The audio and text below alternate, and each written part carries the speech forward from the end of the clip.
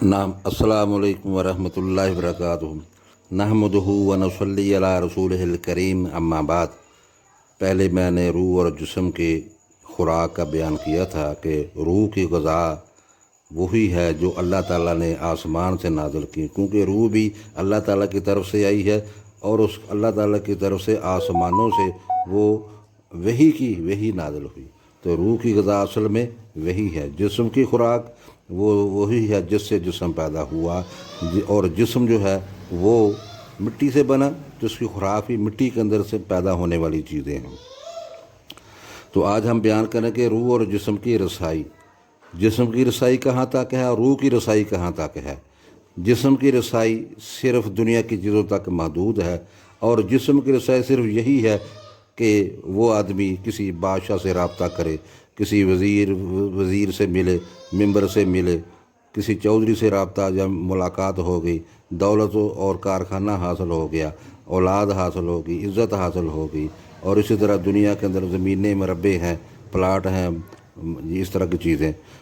या वो दुनिया के लिए किसी पर जुल्म कर सकता है, या किसी इंसान पर एहसान कर सकता है, किसी गरीब को फ़ायदा पहुंचा सकता है, या किसी गरीब पर जुल्म कर सकता है।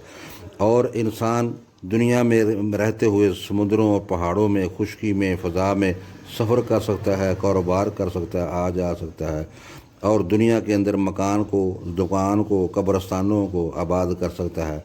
गर्ज़ इंसानी जिस्म की रसाई दुनिया की चीज़ों तक महदूद है, जबकि रूह की रसाई आसमानों तक है।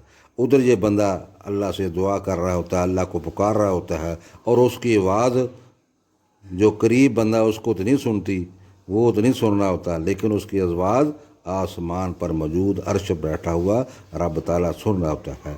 यही वजह है कि नबी सल्लल्लाहु अलैहि वसल्लम ने फरमाया, मजलूम की बद्दुआ से बचो, क्योंकि वो बादलों को चीरती ही गुजर जाती है। दूसरी जगह फरमाया, मजलूम की बद्दुआ से बचो चाहे काफिर ही क्यों ना हो।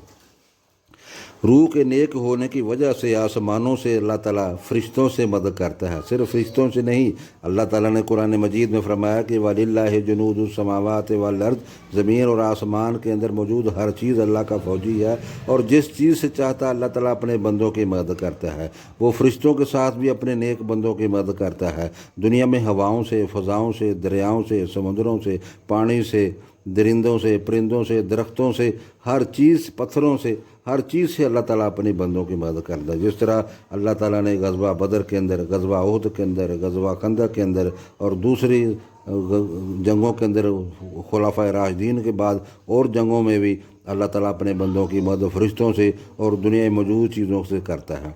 तो यही हाल आज भी ऐसे ही है। अल्लाह ताला के असूल बदले नहीं है, हम बदल गए हैं। अल्लाह ताला का असूल कोई नहीं बदला।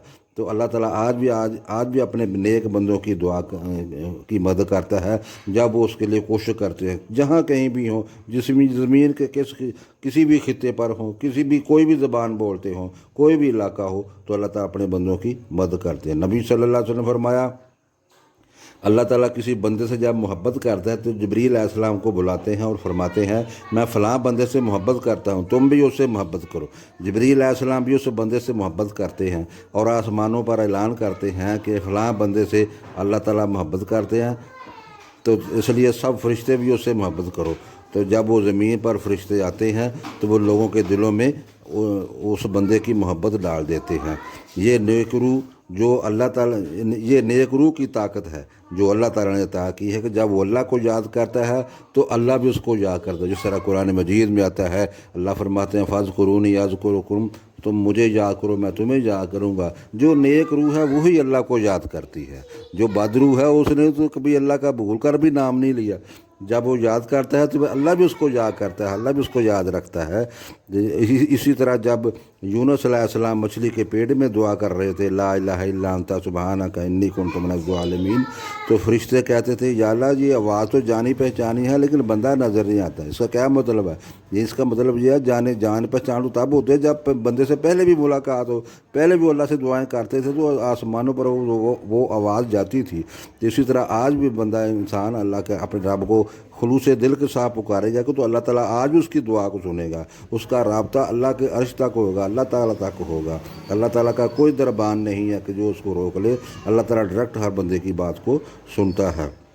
تو نبی صلی اللہ علیہ وسلم فرمایا کہ جو بندہ اللہ کو یاد کرتا ہے، جو یاد نہیں کرتا، اس کی مثال زندہ اور مردہ کی ہے۔ جو یاد کرنے والا وہ زندہ ہے، جو نہیں یاد کرتا وہ مردہ ہے۔ تو اس لیے جسم کی رسائی صرف دنیا کی چیزوں تک محدود ہے۔ یہ دنیا کی چیزیں ہیں، جب یہ بادرو ہو جاتی ہے تو اس کی رسائی بھی جسم تک ہوتی ہے۔ وہ دنیا کی چیزوں، دنیا کے ممبریاں، دنیا کی دولتوں، دنیا کے کارخانوں، دنیا کی زمینوں، دنیا کے اندر نوکری، اولاد، اپنی ملازمت، پیسہ، روزگار، دکان، اسی چیز، اس کی سوچ فکر بھی یہاں تک محدود ہوتی ہے۔ اور جب وہ سوچ، اس کی روح بھی یہاں تک ہوتی ہے، اس کی روح کی آواز بھی اوپر نہیں جاتی۔ تو اس لیے اللہ تعالیٰ کا وہ نیک بندہ جس نے دنیا کو اپنے رب کو راضی رکھا، یقیناً اللہ اپنے بندے کو اور بھولتا نہیں ہے۔ تو اللہ تعالیٰ بھی اپنے بندے کو ہمیشہ ہمیشہ جنت میں راضی رکھے گا، جنت میں خوش رکھے گا، اور یقیناً وہ چیزیں انسان کو دی جائیں گی جو اس نے کبھی تصور بھی نہیں کی، جو وہ اس کو جانتا نہیں۔ تو اللہ تعالیٰ اپنی رحمت اور فضل سے ہم سب کو نیک کر دے۔